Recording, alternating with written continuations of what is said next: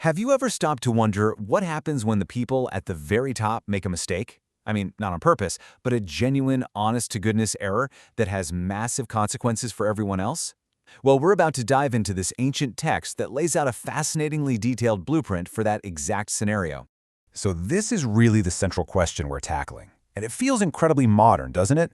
We're always talking about systemic failure, institutional errors, and accountability. But it turns out, thousands of years ago, there was already a system designed to address this very problem, one that carefully drew a line between doing something on purpose and just getting it wrong. The core concept we got to get our heads around is this word, shugaga. It means an unwitting sin. But look, the stakes here are incredibly high. According to the classic commentator Rashi, we are not talking about minor slip-ups. A shugaga is an act that, if you did it intentionally, would get you completely cut off from the community. So the system we're about to explore, it's a high-stakes process for fixing some serious but unintentional screw-ups. All right, so let's start at the very top. The first and most severe case the text looks at is what happens when the ultimate spiritual leader, the high priest himself, gets it wrong. Okay, so here's the kicker, and Rashi just lays it out for us. It's all about the ripple effect. A mistake by the high priest isn't just his personal problem. It's considered the guilt of the people. And why is that? Well, because the entire community depends on him for their spiritual well-being. If the person at the very core of the system is corrupted, even by accident, the whole system is put at risk. His error creates a spiritual liability for absolutely everyone. So to fix this, the ritual is unbelievably specific. It starts with a young bull, which is like the most valuable offering you can give, and a symbolic transfer of the error onto the animal. But the really crucial part happens in steps 4 and 5. Look where the blood goes. It's brought inside the holy sanctuary and sprinkled 7 times right before the sacred curtain. This is a huge deal. The atonement has to penetrate the holiest space because the error came from the highest office. And it just brilliantly illustrates the core logic of the whole ritual.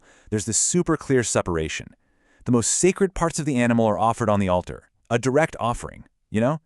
But the rest of it, the hide, the flesh, the whole shebang, is taken completely outside the camp and burned.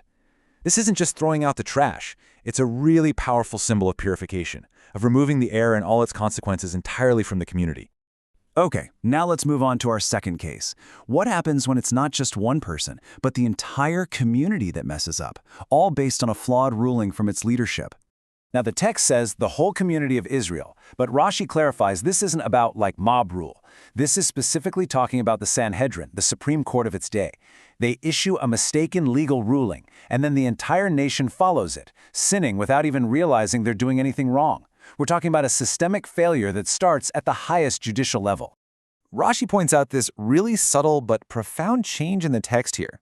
See, when the high priest sinned, the scripture called the curtain the holy curtain. But when everyone sins, the word holy just gets dropped. Why? Rashi uses this powerful parable. It's like a king whose entire country revolts against him. His royal authority basically just evaporates. In the same way, when the whole community messes up, the very sanctity of the holy space is diminished.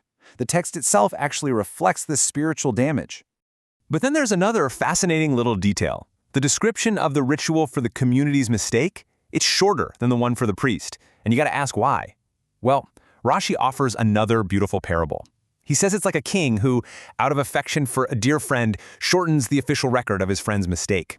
It's like the text itself has this kind of divine compassion, not wanting to dwell on the collective failure of the people.